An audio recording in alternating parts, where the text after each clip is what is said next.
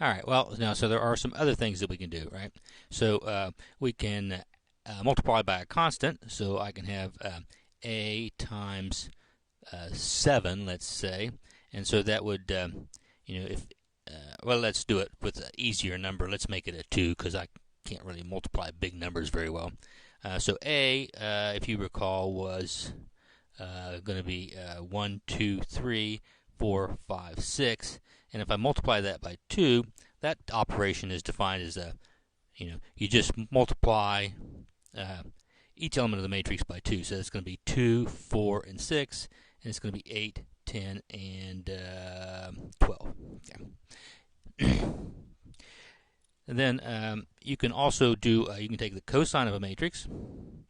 So if you take the cosine of A, it's just simply the, it's going to be equal to the cosine of 1, the cosine of 2, the cosine of 3, the cosine of 4, cosine of 5, and the cosine of 6. Now, if that were in degrees, but that says in radians or degrees. In MATLAB, it's going to take it in radians.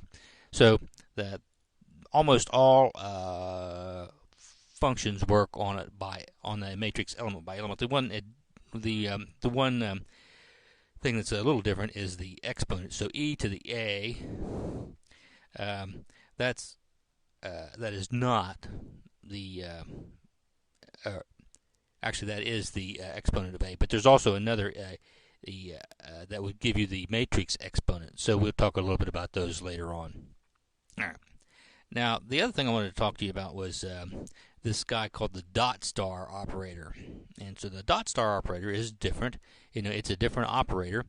What it means is it means to multiply element by element. So in the dot star operator, you could take a times, or a dot star a, and that would be a 2 by 3 multiplied by a 2 by 3, and the answer then, so the requirement is that they be the same dimension. So it's 2 rows, 3 columns, and so you can multiply those together and you get an answer. Let's call that E, and that is going to be also a 2 by 3. Now, if you're wondering why all that makes any sense, it's because MATLAB originally came from this program called Matrix X, and these are matrices, and so MATLAB is really all about doing things with matrices.